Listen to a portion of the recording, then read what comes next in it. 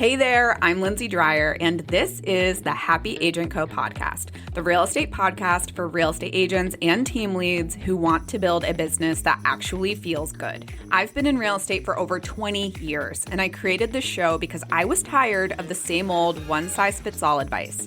Each week, I share my tips and strategies along with guest interviews that feature agents who are building a life and business they love. If you're done following outdated advice that does not fit your life and you're ready for a smarter, more human way to grow your real estate business, you're in the right place.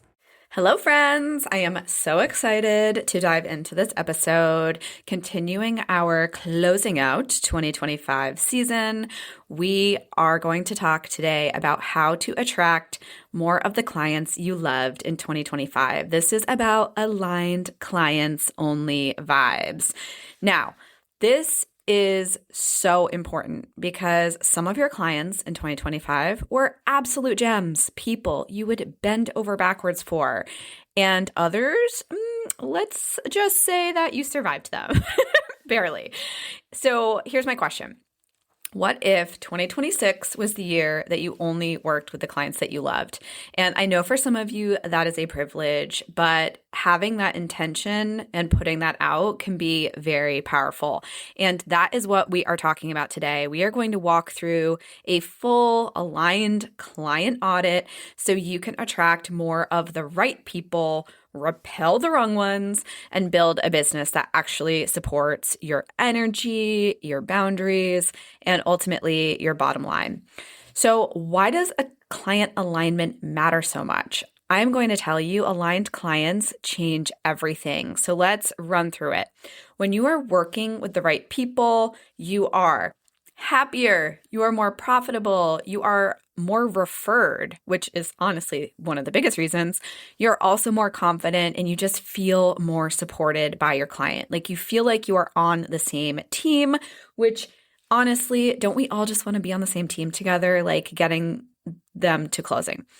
You also get to be more authentically you, which is great. Like you're not shape-shifting to make someone like you. You're not managing expectations that were totally unrealistic to begin with. And you're not dreading every time that person pops up on your phone or in your inbox. On the flip side of the equation, misaligned clients, they cost you your time, your energy, your boundaries, honestly, your profit. Like you usually lose money on these people. And I think most importantly, your mental health. Like they are not good for you. They cause anxiety.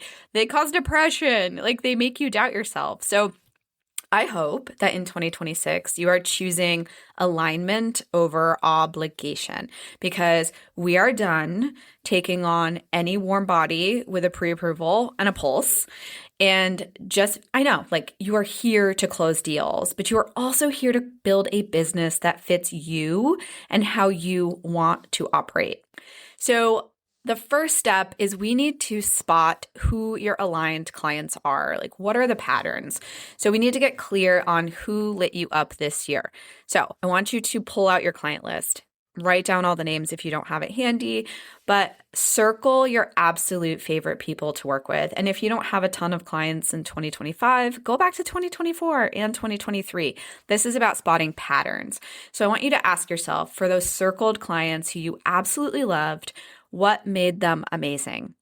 How did they communicate? What price point were they in? How fast did they make decisions? And what did they value? And also, ultimately, did they trust your advice? Like that was a big one for me is I want to feel like you trust me because I'm giving you good advice. And lastly, how did they find you? That is another really important piece. And honestly, that is the golden nugget. Because when you find the patterns in how your aligned clients find you, that is the breadcrumb trail that you need to follow. And those people or those sources, that is how you build your people pillars. That's the foundation for your future marketing, any messaging, any systems, any referrals. It's literally everything. This is how you focus and get intentional on your lead generation and marketing efforts. Now, we can't just look at the bright side of the moon. We need to look at the dark side of the moon. And so this is spotting your misaligned client patterns. So let's flip the script. who of this list of clients drained you? And again, this isn't about like going back and beating yourself up, but it's about really figuring out who were the clients that you couldn't wait to be done with and why.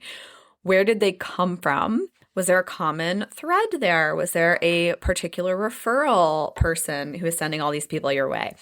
Also, what red flags did you ignore early on? I know we all have these like gut instincts when we start working with somebody and we're like, oh, this is going to be a nightmare. I should say no, but you don't, and you regret it instantly. What boundary did you not set? So did you not do a buyer presentation and discuss how do you work? What's your availability? How do you tour properties? What's a buyer agency agreement?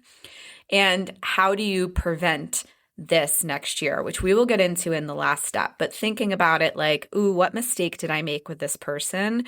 That is such good information. This is going to help you reveal what your filters are and also what your boundaries need to be and where they weren't strong enough. And honestly, that's a fixable problem. So now that we have who you want to work with and who you don't, it is time to start marketing like it. I want you to stop trying to speak to every single person out there and really start speaking directly to your aligned client. And we are talking about their fears, their goals, their personality. And this includes a lot of different stuff. So it includes storytelling, telling the stories of the people that are like them, showing who you helped, not just necessarily what you are selling. Now, niching is a big thing. So you might have like a downsizer niche or a first-time buyer niche, but we're going to get rid of anyone who's just looking to buy or sell because that is just invisible and it blends in with everything that other real estate agents are doing. You really want to get specific on the target markets you are targeting. And this is where people pillars come in. I really like having a pillar for each target demographic that I am targeting. So for example, first-time buyers in Peterborough, New Hampshire.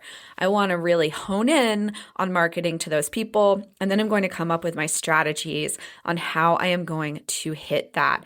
Could be referrals from your VIP clients.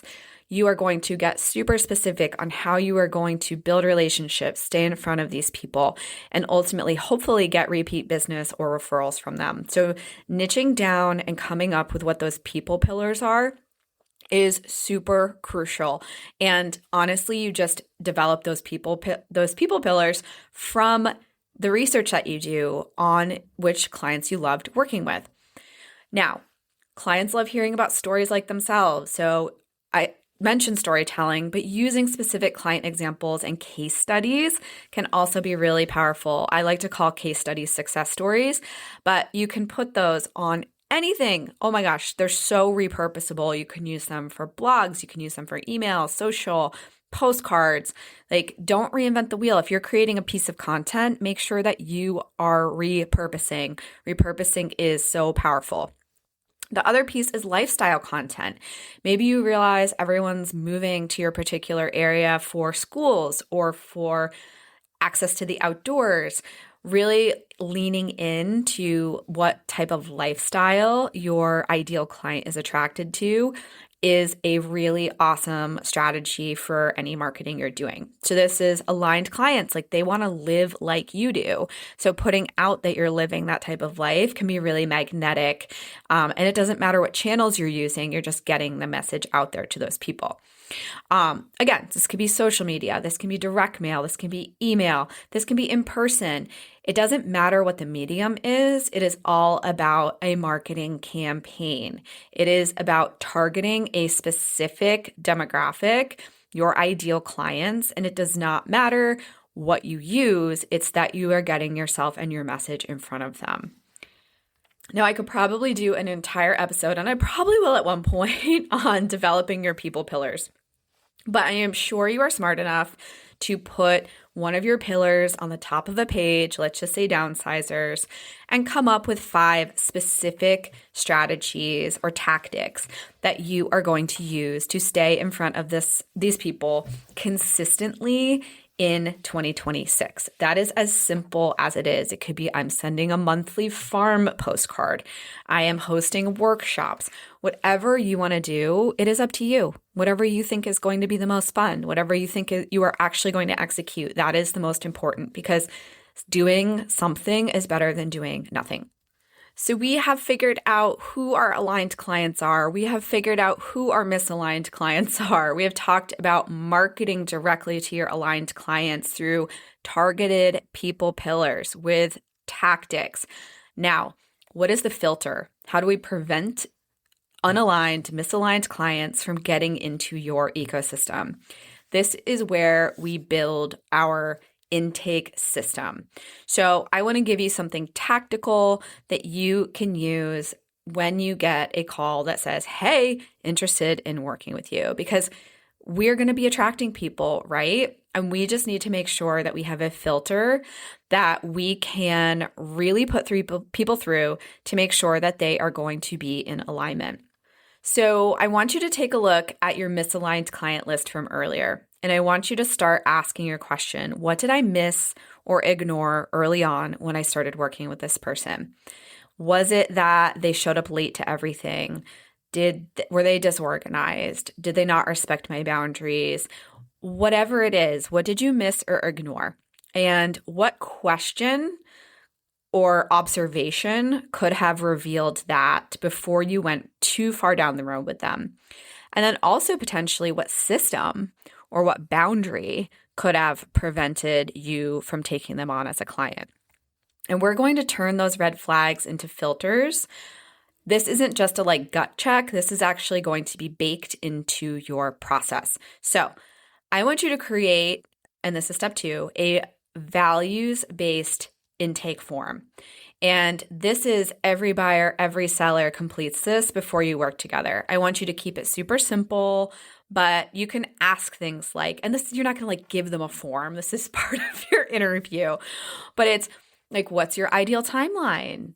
Why do you have to move? How do you prefer to communicate? I'm only available on these days for showings. Does that work for you? I turn my phone off at 7 p.m. unless we're in active negotiations. Is that going to be a problem for you? What's most important to you in this process and in my job as a real estate agent? Have you ever bought or sold before, and how was that experience? Are you open to guidance and clear timelines? And just these questions, they can be based on anything that has been a red flag for you in the past. And their information, their answers, it's going to give you so much more than you had before, because it's going to show you how they think about things. If they're going to be really, really picky, or if they're in a situation where they're kind of stuck, they actually can't make a move. That's going to be super interesting information to have. Now, I'm not saying if somebody's I'm moving when the right house comes along, I'm not saying you shouldn't necessarily take that person, but it's all right, so if the right house does come along, are you ready? And if they're well, I would need to sell my house. I would need it to be a full moon. I would need my firstborn to be 7 years old, whatever. You're okay, well, I probably am not the right agent for you. Another part of this is just sharing how you work. And this should be a part of every single buyer presentation, which is, here's how I communicate, here's when I am available, here's what happens when we find a house that you like, here's what I expect before we start touring property. It is all about setting those expectations and seeing, do they push back? Do they interrupt you? Do they fight you? Do they light up when you explain your process? And that is honestly your answer. Because if they are not aligned with you at this point, there is going to be misalignment down the road. I can absolutely guarantee it. So I know this is not what everyone wants to hear, but not every single person who wants to buy or sell real estate needs to become your client. And I like to just kind of put people in buckets after our first meeting. Is it a yes? Great. They're going through my onboarding process. Is it a maybe? I'm going to pause and then really check in with my gut and really check in with myself and be all right, is this person someone I really want to work with? And there might be a follow-up conversation with that person, and that is totally okay. Is it a no? Then you might just refer it out. And This is totally fine, but this is how people build businesses that really feel good. This is how you get a client roster of people that you just love working with and love spending time with. And this really isn't about just you. This is about your clients. They're going to get a better experience when they're aligned. They're going to appreciate your systems, and they're ultimately going to send you more referrals, which is what this is ultimately about, which is doing such a great job for this person, making them so happy that they're going to send more aligned clients your way. The most successful top producing real estate agents have built referral-based businesses, and the ones that have the aligned referrals coming in are the happiest. I am telling you, it's like best friends just being introduced to you nonstop. So I hope this episode was helpful in opening your mind on how you can start attracting and filtering for more aligned clients in 2026. Because when your business feels good, it is actually something you want to keep showing up for. And that is really just the goal. Like, don't we want to love our businesses? So go get it and stay happy. Hey there, quick favor. If you enjoyed today's episode, would you take a few seconds to leave a quick review? It would mean the world to me. I also want to thank you for tuning into this episode of the Happy Agent Co podcast. I hope you feel inspired to keep building a life and business you love. Until next time, stay happy.